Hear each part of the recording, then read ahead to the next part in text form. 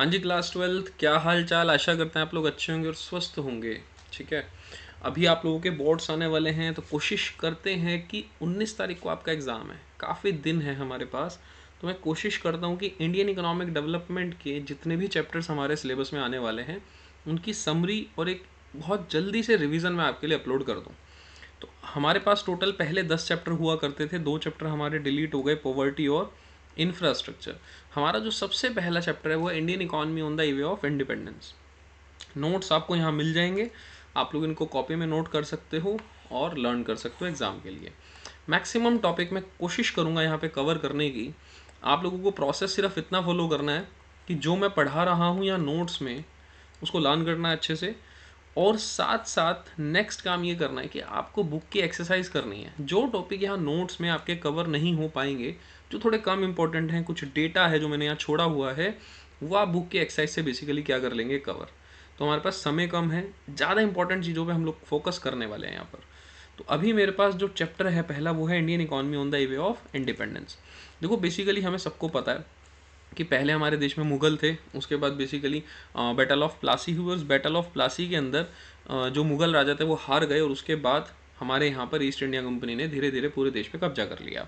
तो 1757 में 1757 ईयर में ये हमारे पास क्या हुआ था, युद्ध हुआ था, जिसके अंदर बैटल ऑफ प्लासी में बेसिकली ईस्ट इंडिया कंपनी ने यहाँ पे शुरुआत कर दी थी, अपने कदम रख दिए थे कि हम लोग जीत गए और आपके देश में एंटर कर चुके हैं।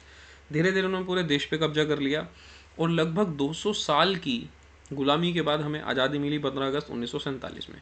तो जनरल सी बात है, एग्जाम में इसमें से क्या पूछा जा सकता है, बैटल ऑफ प्लासी कब हुआ था, इस चीज़ को पूछा जा सकता है। अब बेसिकली जो ब्रिटिशर्स थे ना, उनको हमारे देश से देखो कोई मतलब नहीं था। उन्हें तो हमें कॉलोनी की तरह उन्होंने ट्रीट करना था कि भैया यहाँ से जितना लूट सकते हो लूट लो। ठीक है, अब जब उन्हें लूटने का ही काम करना था तो वो हमारे देश की कोई नेशनल इनकम या पर कैपिटा इनकम तो देखो कैलकुलेट करने वाले हैं नहीं। जो नेशनल इनकम और पर कैपिटा इनकम थी वो किसने कैलकुलेट करी, तो हमारे देश के अंदर डॉक्टर राव ने। ठीक है, जो नेशनल इनकम कैलकुलेट करी वो सबसे बढ़िया मानी जाती है। ठीक है, ये लोग वो थे जिन्हें हमारे देश की फिक्र थी, इकोनॉमिस्ट थे, और इन्होंने कहा यार देखें तो देश के हालात चल क्या रहे हैं, तो इन्होंने नेशनल इनकम या पर कैपिटा इनकम इन लोगों ने कैलकुलेट करी। तो यहाँ पे लिखा हुआ है, no sincere attempt was made by British government to estimate national income. वो नेशनल इनकम कैलकुलेट करेंगे भी क्यों, उन्हें हमारे देश से मतलब भी क्या है।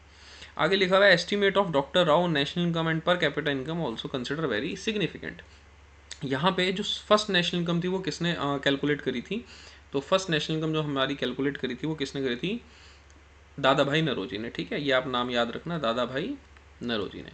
तो फर्स्ट नेशनल इनकम इन्होंने ही कैलकुलेट की थी, और इन्होंने ही बताया था, बेसिकली इनकी एक बुक भी आई थी जिसके अंदर उन्होंने बताया था कि इंडिया के अंदर कितना बुरा व्यवहार हो रहा है, इंडियंस के साथ अत्याचार हो रहा है। नहीं तो लोग मानकर चल रहे थे कि भाई अंग्रेज हमारे देश में आए हैं तो हमारे देश का डेवलपमेंट कर रहे हैं। अब उस टाइम सोशल मीडिया तो होता नहीं था कि हमें पता लगे, तो इन्होंने ही बताया था, इनकी बुक से पता चला था हमें। ठीक है, तो उन्होंने कहा था कि भाई अगर अंग्रेज यहाँ रह भी रहे हैं ब्रिटिशर्स, तो एटलीस्ट उन्हें हमारे राइट्स के बारे में सोचना चाहिए, हमारे वेलफेयर के बारे में सोचना चाहिए।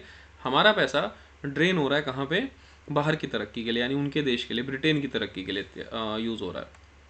अब इसके बाद जो आपका पहला सेक्टर यहाँ पे आता है वो आता है एग्रीकल्चर। देखो हमें पढ़ना है इकोनॉमी, इकोनॉमी किससे बनती है, अलग अलग सेक्टर से। तो सबसे पहला सेक्टर हमारे पास क्या है, एग्रीकल्चर सेक्टर। तो एग्रीकल्चर सेक्टर के उस टाइम पे हालात क्या थे हम लोग उसकी चर्चा करेंगे। और हमारा देश कृषि प्रधान देश है, और उस टाइम भी 85% जो हमारी पॉपुलेशन थी वो किस पे डिपेंड थी, एग्रीकल्चर पे। और एग्रीकल्चर हमारा बहुत बढ़िया था, लेकिन बुरा हाल कर दिया किसने, ब्रिटिशर्स ने। रीज़न क्या है बुरा हाल करने के, वो हम चर्चा करेंगे यहाँ पे एक एक करके। तो यहाँ पे लिखा हुआ है, during pre British period the condition of Indian agriculture was not all satisfactory, यानी हमारी कंडीशन सेटिस्फैक्ट्री नहीं थी। उसका सबसे पहला जो रीज़न था, स्टैग्नेशन का मतलब क्या होता है, स्टैग्नेंट इकोनॉमी का मतलब क्या होता है, ऐसी इकोनॉमी जहाँ ग्रोथ नहीं है, ऐसी इकोनॉमी जहाँ पर ग्रोथ रुकी हुई है या हो ही नहीं रही है। तो एग्रीकल्चर सेक्टर में स्टैग्नेंट आ चुकी थी, ग्रोथ नहीं थी। उसका सबसे पहला बड़ा कारण था land settlement system. Land settlement system में क्या होता है, ये बेसिकली एक ट्राइंगल हो गया। ट्राइंगल कैसे हो गया, यहाँ पे एक बंदा था ब्रिटिशर्स, यानी एक गवर्नमेंट थी ब्रिटिशर्स, एक था ज़मींदार, और फिर था हमारे पास कौन, वो टेनेंट या फार्मर जो खेती कर रहा है। तो बेसिकली 3 लोग हो गए, ब्रिटिशर्स, ज़मींदार और उसके बाद फिर टेनेंट। अब गड़बड़ क्या हो रही थी, ब्रिटिशर्स ने कहा यार हम कहाँ फार्मर से रोज़ रोज़ टैक्स कलेक्ट करेंगे, जिसको हम लगान बोलते थे उस टाइम पे। तो हम क्या करते हैं, ज़मींदार हायर कर लेते हैं। ज़मींदार को क्या बना दिया हमने, ओनर ऑफ लैंड, कि भैया इतनी ज़मीन तेरी है, अब तुझे क्या करना है, इस टिलर यानी जो खेती करने वाला है इस पर्सन से करना है टैक्स वसूल, ठीक है। ब्रिटिशर्स के हाथ तो साफ हो गए ना, जमींदार जाएगा, इनसे लड़ेगा भिड़ेगा, टैक्स कलेक्ट करेगा, और किसको देगा फिर? ब्रिटिशर्स को। अगर ज़मींदार वो टैक्स नहीं कलेक्ट कर पाया, किससे? फार्मर से, तो ज़मींदार को अपनी ज़मीन की ओनरशिप खोनी पड़ेगी, इसे ज़मींदार के पद से हटा दिया जाएगा और किसी और को ज़मींदार अपॉइंट कर लिया जाएगा। अब इस ज़मींदार का सिर्फ और सिर्फ एक ही फोकस होता था, ज़्यादा से ज़्यादा टैक्स वसूल करना और ब्रिटिशर्स को पे करना। इनकी एक क्वांटिटी भी फिक्स रहती थी, तो हम लोग यहाँ नहीं पढ़ रहे हैं, इतना ज़्यादा इंपॉर्टेंट भी नहीं है। तो यहाँ पे लिखा हुआ है main reason of stagnation was, सबसे पहले लिखा under this system profit accruing out of agriculture sector went to zamindar called lagaan. तो जो भी प्रॉफिट आ रहा है एग्रीकल्चर से वो जमींदार के पास जाएगा और उसे हम क्या बोल देंगे? लगान। द मेन इंटरेस्ट ऑफ जमींदार वॉज ओनली टू कलेक्ट लगान। जमींदार का मेन एम क्या था? सिर्फ लगान को कलेक्ट करना। And date of deposit to British also fix. Deposit करने की डेट भी ब्रिटिशर्स के पास क्या थी? फिक्स, कि भैया 5 तारीख को जाएगा लगान, तो 5 को जाएगा।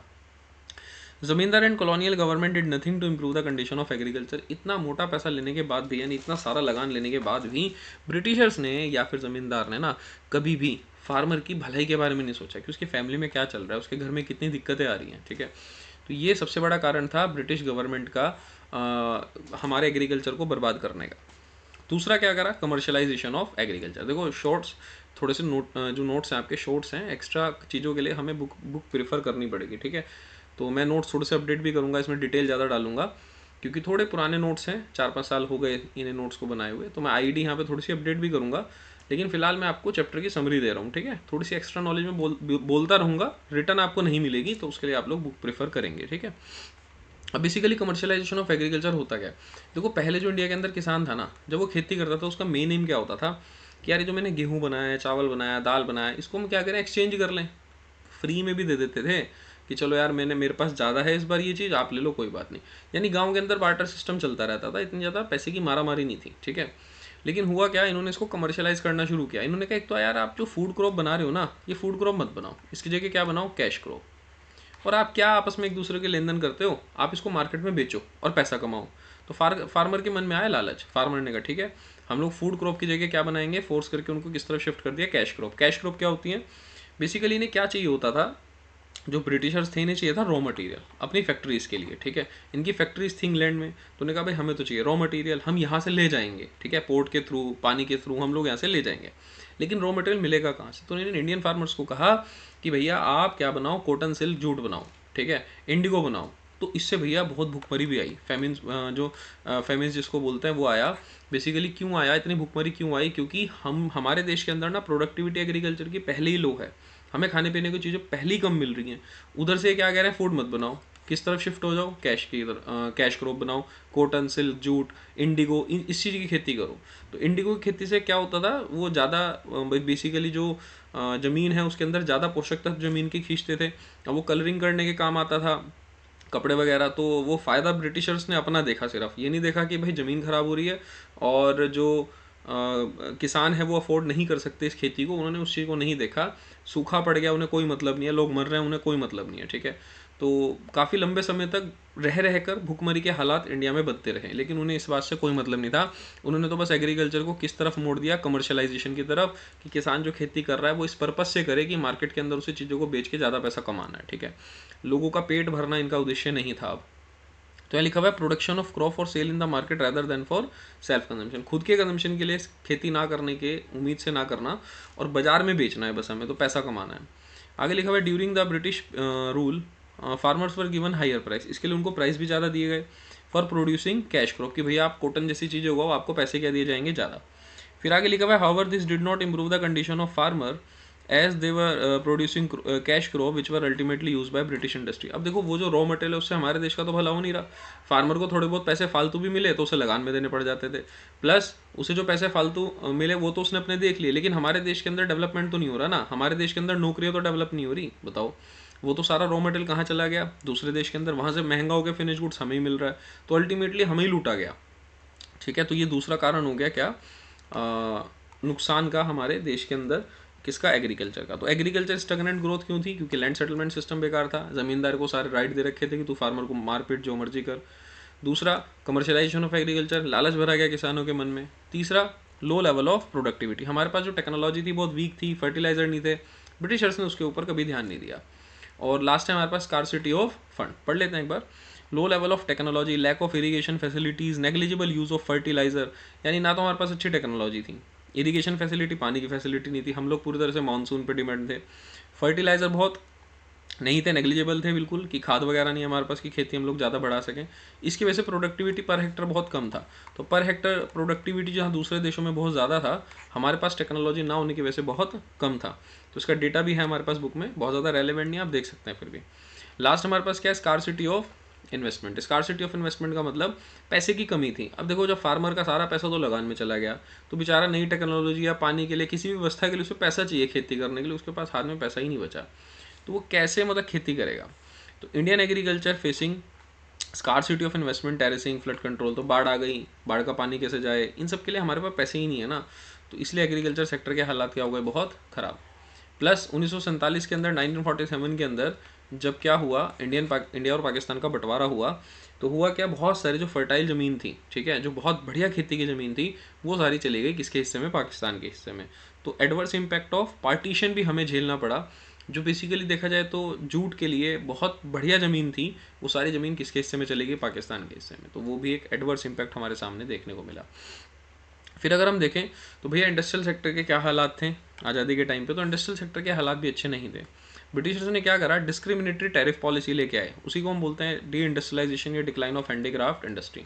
इन लोगों ने क्या करा, इनका कहना यह था कि भैया अगर इंडिया से कोई भी फिनिश गुड्स दूसरे देश में जा रहा है तो बहुत महंगा बेच जाएगा, ठीक है, किसी भी रेस्ट ऑफ द वर्ल्ड में कहीं भी जा रहा है तो हम लोग उसको टैक्स ज़्यादा लगाएंगे। यानी 100 रुपये का गुड्स है तो गवर्नमेंट ने कहा हम इस पर 100 रुपये का ही टैक्स लगाएंगे, तो दूसरे देश में जाके कितने में बिकेगा, 200 में, कोई खरीदेगा नहीं। तो हमारा फिनिश गुड्स तो दूसरा देश अब खरीदेगा ही नहीं। लेकिन अगर इंग्लैंड से या ब्रिटेन से, एक ही बात है, अगर वहाँ से हमारे पास इंडिया में कोई प्रोडक्ट आता है, ठीक है, तो उस पर उन्होंने टैक्स नहीं लगाया, वहाँ 100 रुपये का गुड्स है, यहाँ भी 100 रुपये का ही बिकेगा। तो वहाँ वाला गुड्स हमारे लिए क्या लग रहा है, हमें अट्रैक्टिव लग रहा है, मशीन में गुड्स था, तो हमने कहा अच्छा वहाँ से गुड्स आ रहा है, चलो यार यही खरीद लो, बढ़िया लग रहा है देखने में गुड्स। तो हमारा गुड्स दूसरे देश में जाके नहीं बिक रहा है, उल्टा हम लोग दूसरे देश का गुड्स खरीद रहे हैं क्योंकि वो हमें क्या लग रहा है, सस्ता लग रहा है। तो यहाँ पे क्या लिखा हुआ है, British government systematically destroy the Indian handicraft industry. उन्होंने बहुत सोची समझी साजिश से हमारा जो हमारा इंडियन हैंडीक्राफ्ट इंडस्ट्री थी वो ख़त्म करा। तो आप लोग देखते भी होंगे कि हमारे यहाँ की पेंटिंग्स, हमारे यहाँ के बर्तन बहुत फेमस थे, लेकिन उन्होंने ब्रिटिशर्स ने इसको क्या कर दिया, ख़त्म कर दिया। आगे लिखा है no new industry was allowed to come up, लेकिन उसके बावजूद उन्होंने किसी नई इंडस्ट्री को यहाँ पे लगने भी नहीं दिया, क्योंकि उनका सिंपल से दो मोटिव थे। क्या प्राइमरी मोटिव थे, to get raw material from India at cheap rate. उन्होंने कहा भाई हमें इंडिया से रॉ मटेरियल चाहिए चीप रेट पे। इंडिया हमें रॉ मटेरियल कब बेचेगा, जब रॉ मटेरियल उसके काम का नहीं होगा, सिंपल सी बात है। अब हमारे फिनिश गुड्स बिक तो रही नहीं है, ठीक है, तो हम रॉ मटेरियल का करें क्या, हमारे लिए तो वेस्ट हो गया ना। तो हमने किसको बेचना शुरू करा, ब्रिटिशर्स को। फिर ब्रिटिशर्स ने उस रॉ मटेरियल से क्या बनाया, फिनिश गुड्स। आगे लिखा to sell finish product of Britain industry in India at higher price. वही फिनिश गुड्स उन्होंने हमें महंगे दामों में बना करके फिर रॉ मटेरियल से बेचा। तो हम दोनों तरफ से लूट गए, पहला रॉ मटेरियल सस्ता ले गए, दूसरा फिनिश गुड्स हमें उन्होंने क्या बेच दिया, महंगा। तो उन्होंने हमें क्या बना दिया, प्राइमरी प्रोडक्ट रॉ मटेरियल का एक्सपोर्टर बना दिया, ठीक है। नेक्स्ट है हमारे पास डिक्लाइन ऑफ हैंडीक्राफ्ट इंडस्ट्री के नुकसान क्या क्या हुए। सबसे पहला नुकसान हमें क्या दे रखा है, हाई लेवल ऑफ अनएम्प्लॉयमेंट। तो क्या लिखा हुआ है, the decline of Indian handicraft industry resulted unemployment on large scale. अब देखो जितने भी लोग हैंडीक्राफ्ट इंडस्ट्री में काम कर रहे थे सब बेरोजगार हो गए, तो बहुत नुकसान हुआ इस चीज़ का भी। और वो ज़्यादातर जो बेरोजगार लोग थे उन्होंने क्या करा, increases the burden of population on village. वो अपने गांव में वापस गए, गांव के अंदर खेती में लगे। तो डिसगाइज्ड अनएम्प्लॉयमेंट भी उसमें इसलिए देखने को मिलता है कि भैया शहरों के अंदर काम खत्म हो गया तो उन्हें गाँव में जाना पड़ा, और गांव के अंदर खेती में फिर वो वापस लगे फार्मिंग में, तो उससे और ज़्यादा बर्डन वहाँ पे बढ़ गया। प्लस हमारा जब हैंडीक्राफ्ट इंडस्ट्रीज़ ख़त्म होनी शुरू हुई, उसमें प्रॉफिट्स मार्जिन कम हुए, ब्रिटिशर्स ने उसको डिस्ट्रॉय किया। तो यहाँ लिखा है Indian made goods could not compete with machine made cheap goods, it encourage import. तो हमारे जो गुड्स थे वो हाथ से बने हुए गुड्स थोड़े महंगे पड़ते थे, जो बाहर के ब्रिटिशर्स के गुड्स थे वो उसके मुकाबले सस्ते थे। तो लोगों ने किसको प्रीफर किया, ब्रिटिशर्स के गुड्स को, और हमारे गुड्स की डिमांड और क्या हो गई, कम। तो ये भी एक नुकसान हमें देखने को मिला कि हैंडीक्राफ्ट इंडस्ट्री के बर्बाद होने का नुकसान क्या था, हाई लेवल ऑफ अनएम्प्लॉयमेंट और इम्पोर्ट ऑफ फिनिश गुड्स। तो ये ओवरनाइट नहीं हुआ कोई भी काम, उन्हें काफ़ी साल लगे हैं इस चीज़ को, कि हम उनके गुलाम वैसे भी हुए और उनकी चीज़ों के लिए भी उनके गुलाम हो गए। नेक्स्ट लिखा हुआ है capital good industry, lack of capital good industry. Capital good industry क्या होती है बेसिकली, मैं आपको बता देता हूँ। देखो कोई भी बड़ी मशीन है, ठीक है, वो भी तो कहीं बनी होगी ना, तो वो कहाँ बनी है, कैपिटल गुड इंडस्ट्री में। कहाँ बनी है वो, कैपिटल गुड इंडस्ट्री में। यानी ऐसी इंडस्ट्रीज जैसे भेल है, BHEL, Bharat heavy electronic limited. तो भारत हैवी इलेक्ट्रॉनिक लिमिटेड क्या है, कैपिटल गुड इंडस्ट्री, जो क्या बनाती है, मशीन। फिर मशीन आगे क्या बनाती है, गुड्स एंड सर्विसेज। तो यहाँ लिखा हुआ है it refers to those industry which can produce machine tools, जो बड़ी मशीन्स बनाने का काम करते हैं उन्हें हम बोलते हैं capital good industry, which are use for producing goods for consumption. फिर उसके बाद कंजम्पशन गुड्स बनते हैं उससे, ठीक है, यानी वो जो मशीन उन्होंने बनाई है कैपिटल गुड इंडस्ट्री से, फिर उससे क्या बन रहे हैं आगे, goods and services. Britishers did not pay any attention for promotion of capital good as they wanted India to be depend on Britain. वो चाहते थे कि हम लोग हमेशा ब्रिटेन पे क्या रहे, डिपेंड रहे, और हमें बेसिकली इन्हें इंडिपेंडेंट नहीं करना। इन्हें जब भी कैपिटल गुड्स की जरूरत होगी तो ये हमसे मांगेंगे, इनके देश में कैपिटल गुड्स बनने नहीं चाहिए, जिससे कि हम लोग इनसे मोटा प्रॉफिट कमा सकें। फिर इसके बाद दे रखा है low contribution to GDP. Basically GDP है क्या, जीडीपी का मतलब होता है production of goods and services. 3 sector से जीडीपी बनता है, प्राइमरी सेक्टर, सेकेंडरी सेक्टर और टर्शियरी सेक्टर। तो सेकेंडरी सेक्टर यानी इंडस्ट्रीज, तो भैया इंडस्ट्रीज से बहुत कम जीडीपी में योगदान था, यानी अगर 100 रुपये का गुड्स बन रहा है तो उसमें जो सेकेंडरी सेक्टर है, जो इंडस्ट्री सेक्टर है, ये बहुत कम कंट्रीब्यूशन प्रोडक्शन में दे पा रहा था। और यही सबसे ज़्यादा नौकरियां देने मतलब जनरेट करने वाला है सेक्टर, जिसके अंदर बहुत पोटेंशियल है नौकरियां डेवलप करने का। लास्ट लिखा हुआ है मेरे पास limited role of public sector. अब इसका मतलब क्या है, बेसिकली जो पब्लिक सेक्टर था ना, उसका रोल कन्फाइंड हो चुका था कहाँ तक कि भैया जो पब्लिक सेक्टर का मतलब British government, railway, power, communication और पोर्ट, जहाँ जहाँ इन्हें अपना बेनिफिट दिखता था ना, वहाँ वहाँ बस ये अपना काम कर रहे थे। जैसे एग्रीकल्चर में इन्हें बेनिफिट नहीं दिख रहा, वहाँ उसका डेवलपमेंट नहीं करने के। अच्छा, साथ साथ इन्हें दिख रहा है कि भाई इंडस्ट्री का डेवलपमेंट नहीं होना चाहिए इंडिया में क्योंकि उन्हें कोई फ़ायदा नहीं है, तो वो ये भी नहीं कर रहे थे। जब भी कोई सेक्टर फेल हो रहा होता है, पीछे आ रहा होता है ना, तो उसकी मदद पता कौन करता है, पब्लिक सेक्टर यानी गवर्नमेंट। लेकिन यहाँ गवर्नमेंट किसकी थी, ब्रिटिशर्स की। उन्होंने हमारे इंडस्ट्री सेक्टर के डेवलपमेंट में कोई मदद नहीं करी। पब्लिक सेक्टर रिमेन कन्फाइंड यानी लिमिटेड था कहाँ तक, only to railway, power, communication, port. बस 4 चीज़ों ने यहाँ पे डेवलप करी। Were also reason for poor condition of industry sector.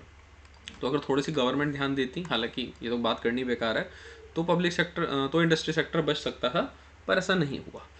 तो उम्मीद है आपको समझ आ रहा होगा। आप चाहो तो मेरी जो मतलब जल्दी जल्दी बोल रहा हूँ जिससे जल्दी टॉपिक क्लियर हो, मतलब जल्दी चैप्टर कवर हो सके, तो आप इसको थोड़ा सा स्लो भी कर सकते हैं अगर आपको थोड़ा जल्दी लग रहा है तो। हालांकि जब हम धीरे धीरे बोलते हैं तो बच्चे उसे थोड़ा तेज करके ही सुनते हैं, तो मैं तो ऑलरेडी अपनी आवाज़ मैंने थोड़ा 1.25 स्पीड पे डाल रखी है, तो आपको दिक्कत नहीं होगी। नेक्स्ट है हमारे पास फॉरेन ट्रेड। अब फॉरेन ट्रेड के अंदर ब्रिटिशर्स ने क्या करा हमारे देश के साथ, उसकी कैरेक्टरिस्टिक्स पढ़ते हैं। लिखा हुआ है एक्सपोर्टर ऑफ प्राइमरी प्रोडक्ट, ये हम पहले ही पढ़ चुके हैं। हमें कॉटन, सिल्क, जूट, इस चीज़ का प्राइमरी प्रोडक्ट का क्या बना के रख दिया, एक्सपोर्टर। और फिर हम लोग दूसरे देश से क्या कर रहे हैं, इंपोर्ट, क्या, फिनिश गुड्स। तो आज भी जो हम कपड़े पहनते हैं वो ब्रांडेड पहनते हैं दूसरे देशों के, है ना। तो ये साइकोलॉजी बनाने में उन्हें बहुत समय लगा है, ठीक है। तो यहाँ पे लिखा हुआ है India become an exporter of primary product like silk, cotton and importer of finish product like clothes, machine etcetera. तो ये बात आसान है, इसको ज़्यादा रिपीट नहीं करते हम लोग। नेक्स्ट लिखा हुआ है ड्रेन ऑफ इंडियन वेल्थ, ठीक है। इसी के बारे में दादा भाई नौरोजी ने बहुत ज़्यादा चर्चा करी है। उन्होंने कहा भैया इंडिया की वेल्थ ना इंडिया के लिए यूज़ ही नहीं हो रही। कौन यूज़ कर रहा है उसे, ब्रिटिशर्स यूज़ कर रहे हैं। तो हमारे पास बहुत सारा एक्सपोर्ट तो दूसरे देश में जा ही रहा था, तो एक्सपोर्ट सरप्लस भी रहता था हमारे पास। तो India became an exporter of primary product, there was huge export surplus available which was use. कहाँ हो रही थी इंडिया की वेल्थ, इंडिया का खजाना कहाँ लुट रहा था, to make payment for expenses incurred by Britishers. Britishers को अपने खर्चे पे करने हैं, ऑफिस सेटअप करने हैं, तो वो क्या कर रहे हैं, हमारे खजाने का इस्तेमाल कर रहे हैं। आगे लिखा हुआ है to meet expense on war, उनका किसी के साथ युद्ध हो रहा है तो हमारे पैसे का इस्तेमाल कर रहे हैं।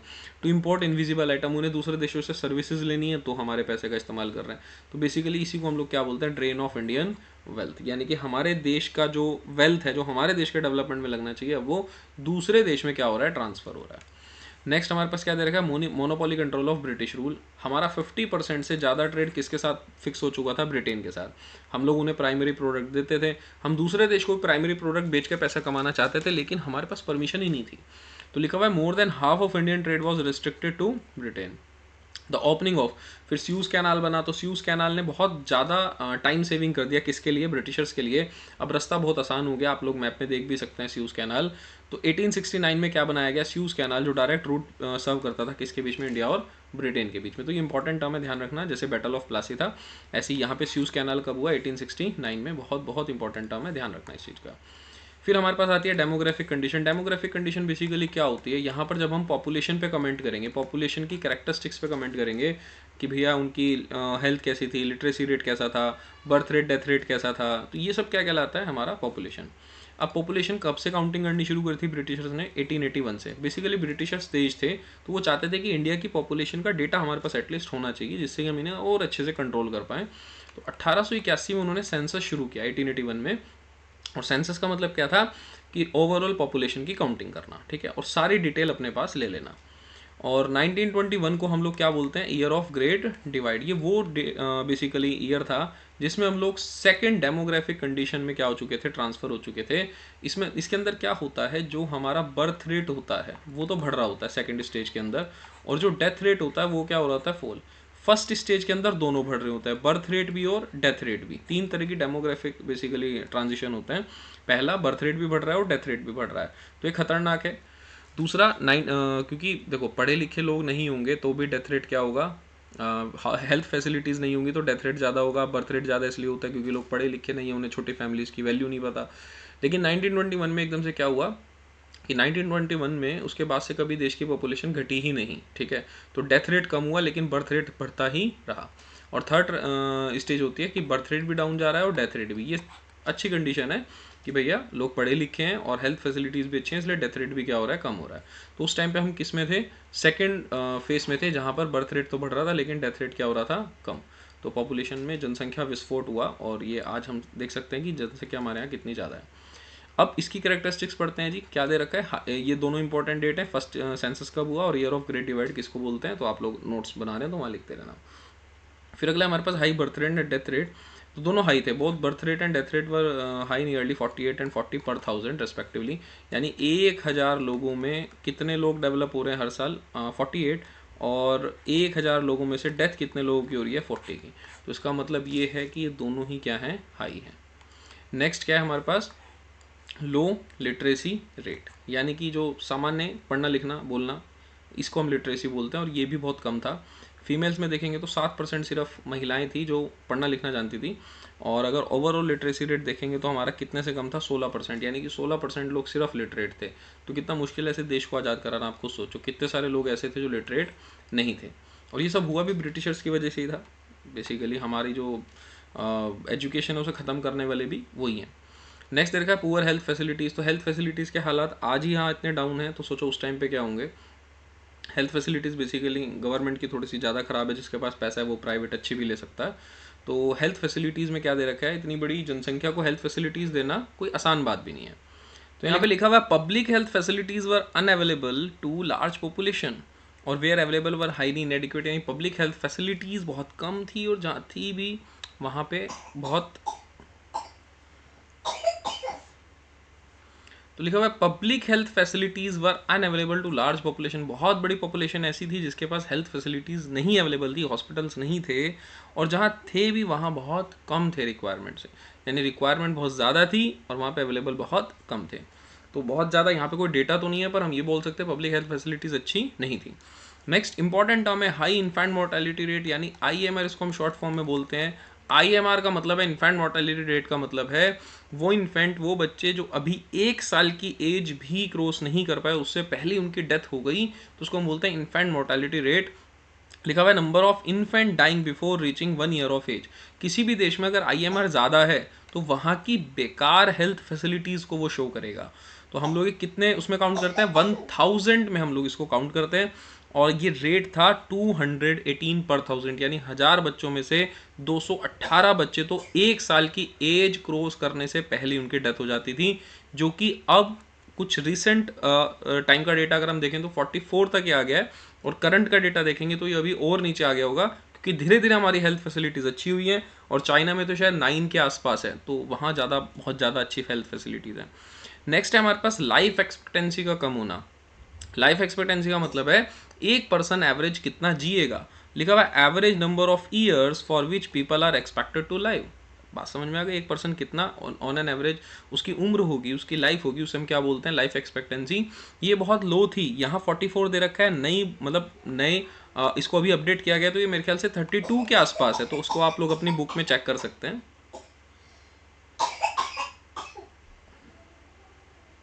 तो नई बुक के हिसाब से कितना है? 32 के अराउंड है, ठीक है। तो हम लोग इसको ठीक कर लेते हैं। लेकिन अब हमारी जो एवरेज लाइफ एक्सपेक्टेंसी है वो बढ़ गई है, लगभग कितनी हो गई? 68 69 के अराउंड है, तो पहले से बढ़ी है, ठीक है। नेक्स्ट है वाइड स्प्रेड पॉवर्टी। बहुत ज़्यादा लार्ज स्केल पे, मतलब मास स्केल पे क्या थी पॉवर्टी। पहले अगर हम देखें तो हमारा पॉवर्टी चैप्टर हमारे सिलेबस में था, तो हमारे पास कुछ डेटा भी थे इसके। अब हमारे पास डेटा अवेलेबल हैं, लेकिन उस टाइम पे नहीं हो पाते थे, ठीक है। तो उस टाइम पे कोई हमारे पास स्टैटिस्टिक्स के लिए अलग से डिपार्टमेंट तो थे नहीं कि हम लोग डेटा के बेस पे उन डिपार्टमेंट्स के बेस पे डेटा कलेक्ट कर लें। तो पॉवर्टी बहुत ज़्यादा थी। क्या लिखा हुआ है, there was no reliable data about poverty, but there is no doubt that the overall standard of living of common people in India was very low। यानी हमारा जो स्टैंडर्ड ऑफ लिविंग था वो बहुत क्या था, लो था। तो होप आपको यहाँ तक सेशन अच्छा लगा हो, चैप्टर अच्छे समझ आया हो। चैप्टर अच्छे से समझ आया है तो एक पॉजिटिव कमेंट करके जाना, जिससे कि मुझे नेक्स्ट चैप्टर पढ़ाने के लिए थोड़ा मोटिवेशन मिले, ठीक है।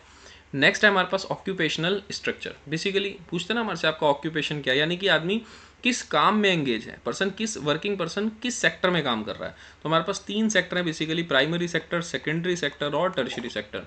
तो प्राइमरली देखें तो सारे लोग एग्रीकल्चर के अंदर ही एंगेज थे। तो यहाँ पे लिखा हुआ है वर्क फोर्स का 75% अराउंड वर्क फोर्स हमारा किस में एंगेज था, डायरेक्टली एग्रीकल्चर में। बचा हुआ 25% हमारा मैन्युफैक्चरिंग या सर्विस सेक्टर के अंदर एंगेज था।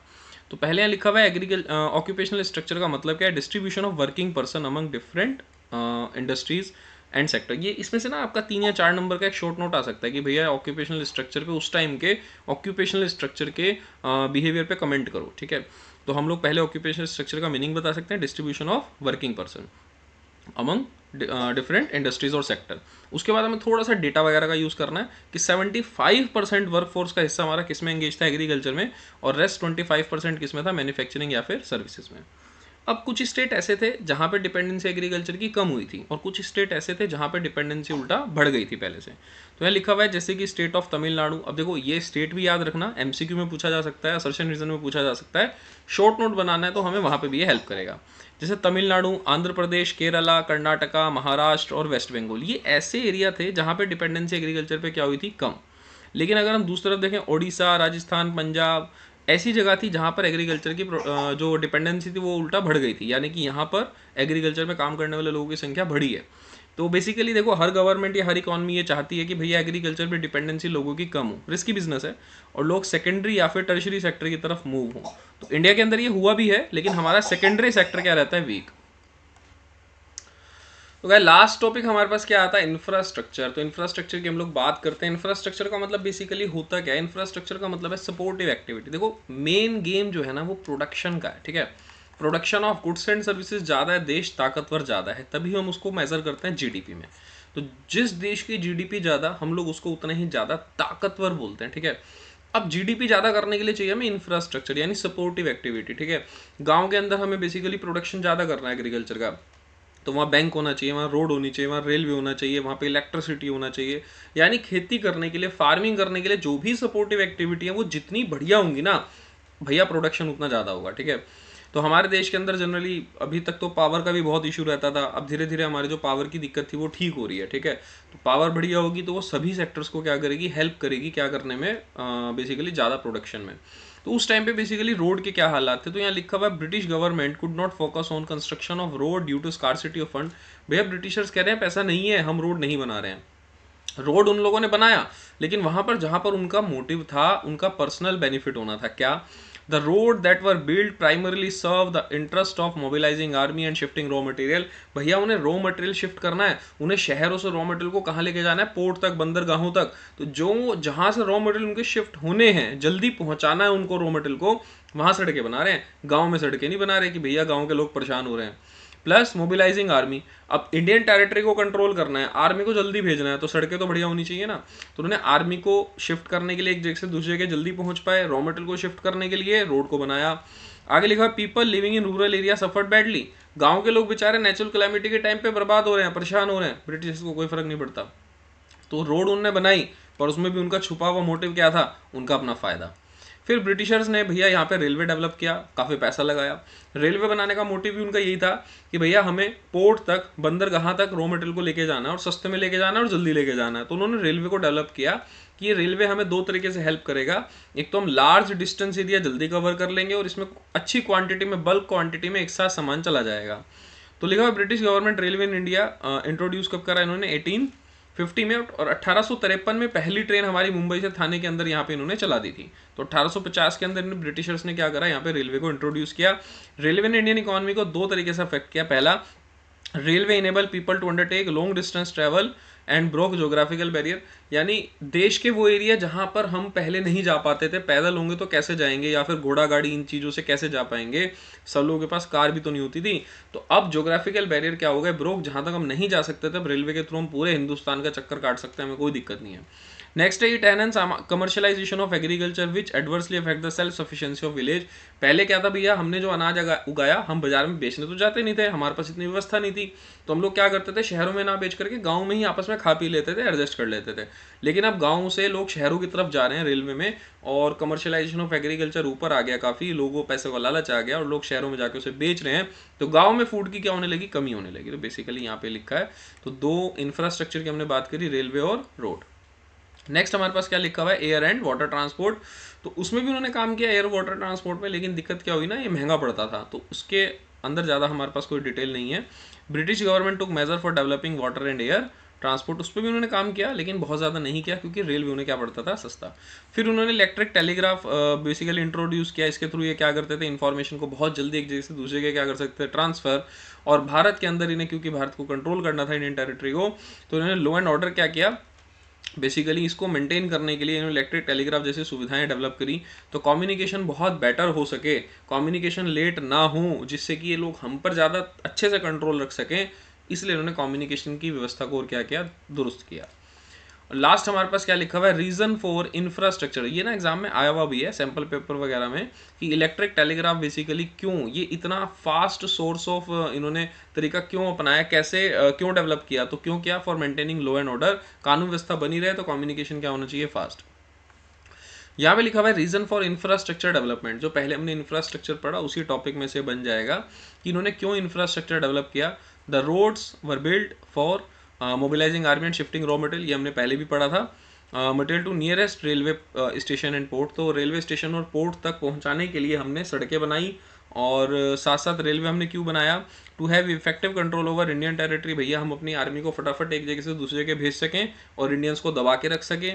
Plus to earn profit by linking railway with major port, अभी ने अपना प्रॉफिट भी बढ़ाना था, क्यों भैया, आपने क्या करा, अपने पोर्ट तक जल्दी सामान पहुंचा रहे हो, तो ज़्यादा जल्दी रॉ मटेरियल आप लेके जाओगे भी रिटर्न, और ज़्यादा से ज़्यादा फिनिश गुड्स यहाँ पे लेके आओगे, और पूरे देश के अंदर उसकी रेलवे के थ्रू सप्लाई करोगे, तो और ज़्यादा प्रॉफिट होगा इन्हें। और last, to make profitable investment, अब भैया उसके अंदर यात्री भी तो सवारी करेंगे, पैसेंजर्स भी तो होंगे, तो वहाँ ये इनके लिए एक प्रॉफिटेबल इन्वेस्टमेंट साबित हुआ। तो अपने फायदे के लिए काम किया उन्होंने, इंडिया के डेवलपमेंट के लिए काम नहीं किया। लास्ट टॉपिक हमारे पास है छोटा सा, positive contribution by British rule, ये 3 नंबर में एग्जाम में आ सकता है, तो थोड़ा सा ध्यान देंगे इस पर, कि development of road and railway इसलिए किया जिससे कि उन्होंने बेसिकली डेवलपमेंट किया रोड एंड रेलवे का, तो वो हमारे लिए फ़ायदेमंद हो गया, कि हमें चीप एंड रैपिड ट्रांसपोर्ट मिल गया, कि हम एक जगह से दूसरी जगह अब जल्दी जा सकते हैं। प्लस रोड एंड रेलवे ने हमारी हेल्प करी, कि जो बेसिकली ड्रॉट अफेक्टेड एरिया है, जहाँ सूखा पड़ गया, वहाँ पर हम लोग रोड रेलवे के थ्रू जल्दी खाना पहुँचा सकते हैं। Last, British rule help Indian economy to shift from barter system to monetary, अब इन्होंने कमर्शियलाइजेशन ऑफ एग्रीकल्चर को बढ़ावा दिया, तो हम लोग जो बार्टर सिस्टम पे थे, कि भैया मेरे पास चावल है, तेरे पास गेहूं है, चल एक्सचेंज कर लेते हैं, उसकी बजाय लोग हमें किस तरफ लेके गए, मॉनेटरी सिस्टम की तरफ। तो यहाँ पर हमारा कंप्लीट चैप्टर खत्म हो जाता है। तो हमें इस चैप्टर के अंदर एग्रीकल्चर पे फोकस करना है, हमें इस चैप्टर के अंदर इंडस्ट्री सेक्टर पे फोकस करना है, जो बड़े टॉपिक हैं एग्जाम में आने के लिए। फिर हमें इस चैप्टर के अंदर फॉरेन ट्रेड पे फोकस करना है। फॉरेन ट्रेड के बाद ऑक्यूपेशनल स्ट्रक्चर हमारा एक छोटा सा पार्ट है, और उसके बाद हमारे डेमोग्राफिक इंडिकेटर्स मोस्ट इंपॉर्टेंट। इसके बाद लास्ट टॉपिक हमारे पास क्या आता है, इंफ्रास्ट्रक्चर। तो ये कुछ बड़े सेक्टर्स हैं जिनके ऊपर हमने फोकस किया चैप्टर के अंदर। अब आज़ादी हमें मिल गई 1947 में, तो इसके बाद हमने अपनी प्लान पॉलिसीज़ कैसे बनाई, वो हमारा नेक्स्ट चैप्टर है। जल्दी कोशिश करेंगे जल्दी जल्दी वो चैप्टर आपके लिए लेके आ जाए, और इसके क्या फीडबैक हैं वो मुझे कमेंट सेक्शन में देना। और साथ साथ बता रहा हूँ कि इस बुक मतलब इसकी बुक एक्सरसाइज जरूर कर लेना। बुक एक्सरसाइज के अंदर आपको बहुत सारी नई चीज़ें मिलेंगी, क्वेश्चंस मिलेंगे, क्वेश्चंस फेस करे बिना एग्जाम में मत जाना। कोई भी प्रॉब्लम हो आप मुझे व्हाट्सअप कर सकते हैं, सेकंड वाला मेरा नंबर है, ये मेरा नंबर है, इस पर आप व्हाट्सअप कर सकते हैं, कॉल कर सकते हैं, या व्हाट्सअप पे आप अपनी जो भी क्वेरी है वो मुझे लिख करके भेज सकते हैं। Thank you so much guys, अगली वीडियो में मिलेंगे। Thank you so much.